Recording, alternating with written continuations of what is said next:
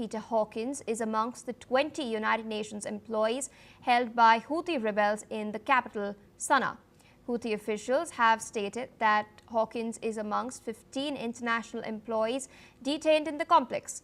Meanwhile, the Houthis are holding 5 Yemenis and apart from these workers, but have released another 11 as it was the second raid on a UN building in Sanaa. Now, the employees detained belong to the agencies including the World Food Programme, UNICEF and the Office for the Coordination of Humanitarian Aid. The Houthis have been conducting operations against international organizations working in rebel-held areas including Sanaa, and the coastal city of Hodeidah, as well as the rebel stronghold of Sada province. With us on the broadcast is Ms. Shruti Das Gupta, international affairs expert, joining us from New Delhi. Thank you so much for taking our time and speaking to us on NewsX World. At the outset, I wanted to understand, why are the Houthis targeting UN officials? What are they trying to signal by doing so? What sort of message are they trying to give? Greetings to you and your viewers. I understand that the Houthis say that UN and World Food Programs and other NGOs spy for America and Israel on the Houthis and their activities. So the tag of espionage, of spying, is put on anybody who seems suspicious from the Houthis' angle. And that is why they justify their capture of people working for international organizations, specifically in areas controlled by the Houthis themselves. But I do not understand how they are going to justify capturing a UN chief. Because if it does so, then basically it means that the United Nations itself as an organization spies on people, and that is not a tag that any country or any terrorist organization would be very happy with. They depend on UN to put pressure on Israel. They depend on these international organizations to ensure that justice is and humanitarian aid is served to people across the world in conflict zones. So if they kind of put these tags on UN officials, it doesn't send a very pleasant message back to these organizations themselves, who will then be reluctant to help this group and the others along with it. Absolutely. And I also wanted to understand, how would all of this then impact humanitarian missions? We do know that Yemen is going through a dire crisis at the moment. There are millions of people who are starving. You're absolutely right. The food programs, UN programs, other NGOs that tend to provide a little aid to the conflict zones that are now controlled by Houthis, they will suffer very badly because the staff would be scared. New volunteers, new officials, they will wonder whether their life is under any safety. Usually, any conflict zone allows free passage to such organizations and specifically to UN officials. So when they are put under tag, the populace of that region suffers. And that is something which is unfortunate for the people of Yemen, because they continue to feel the wrath of Houthis and their rebel rule. All right, ma'am, requesting you to stay on with us as we track some other crucial developments, this time from South Asia. Afghanistan's Defense Minister Mohammad Yaqub has announced a successful ceasefire deal with Pakistan that was brokered in Doha in Qatar. He stated that both countries agreed to respect each other's rights and avoid hostile actions. Yaqub called the agreement as continuous, with both sides committing to a peaceful resolution. The ceasefire comes after a week of border clashes, the worst since the Taliban took power in 2021. Both countries will now meet again on the 25th of October in Istanbul to discuss further details.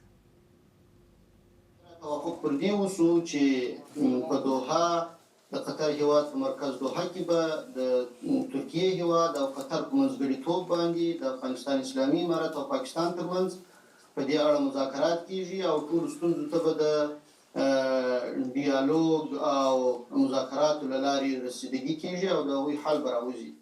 بالاخره موږ دې نتیجې ته ورسېدلو چې دواړه هیوادونه به د یو بل احترام کوي او یو د بل په حق کې به تجاوز نه کوي، یو د بل په مخالفت او یو د بل په خلاف د دشمنانه کړنو ملاتړ نه کوي، او هیڅ داسې یو جهاد ته به اجازه نه ورکول کېږي هغه د هیڅ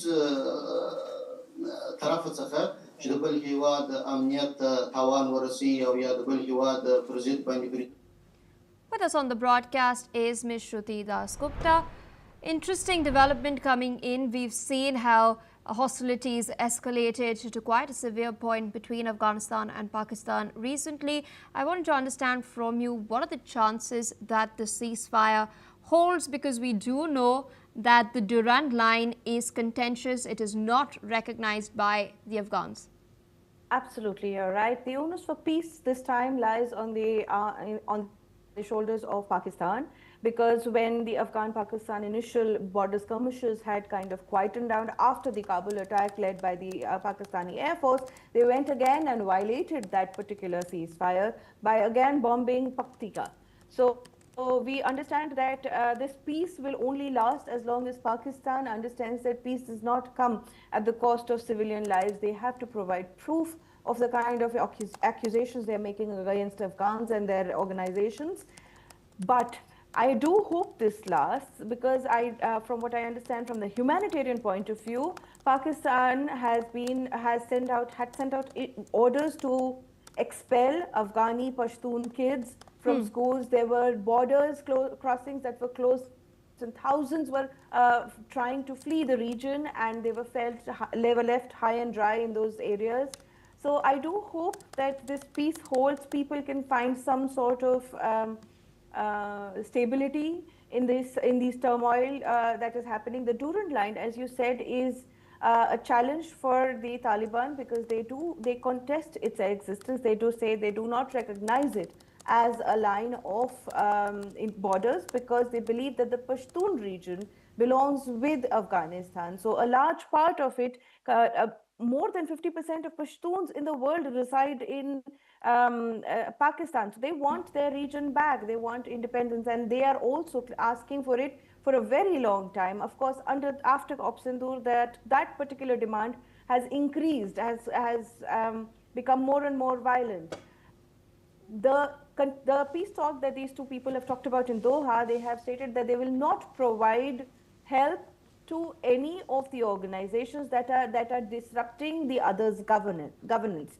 So, as in, the Pakistani government is facing a lot of rebellion from inside, and Taliban has promised that they will not provide support to organizations that are opposing the Pakistani government. So that's one good news that they should feel. But again, the onus lies on Pakistan. As long as Pakistani forces, which is the larger military force in this conflict, as long as they want to hold the peace, this ceasefire should spell peace for the region.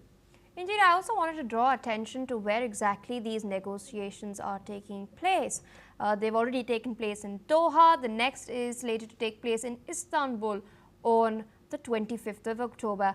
I wanted to understand from you, ma'am, what do Qatar and Turkey have to gain by hosting these negotiations vis-a-vis their interests in South Asia, and is this some sort of a power projection by these two countries? Well, definitely on Qatar's side, because Qatar is now not just wanting to hold peace talks for Pakistan and India and Pakistan and Afghanistan. They also wanted to hold peace talks for Russia, Ukraine, similarly for Turkey. All these nations, Middle Eastern nations, and have been wanting to show that they are part of the larger conversations of the world. They are not just oil chambers to be tapped in. They're not just oil barons of the new world. They are global powers. So having peace talks happen on their land shows that both leaders have more faith in the government and the friendships and the trade and other geopolitical structures of that nation. And this is the point that they're trying to project by being places where peace talks are held. So Qatar, of course, wants to come up as the larger power that has that kind of controls the conversation on all things Islam. So they want to be the voice of the Islamic world. Turkey, on its other hand, wants to be the voice of the Islamic world themselves. They have their own particular hook point. So that is why these conversations keep rotating between these nations. I do believe that Saudi Arabia is not holding any of these peace talks. So they have their stand very clear. Right now, I understand that Qatar, of course, has a larger hook into USA, and so it shows that these conversations happening in Doha means that USA's blessings also lie with these conversations. All right, ma'am, I'd like to thank you for taking out time sharing your analysis with us on NewsX World. With that, viewers, it's a wrap on Gulf Today. Keep watching NewsX World for more such updates as we slip into a quick short break.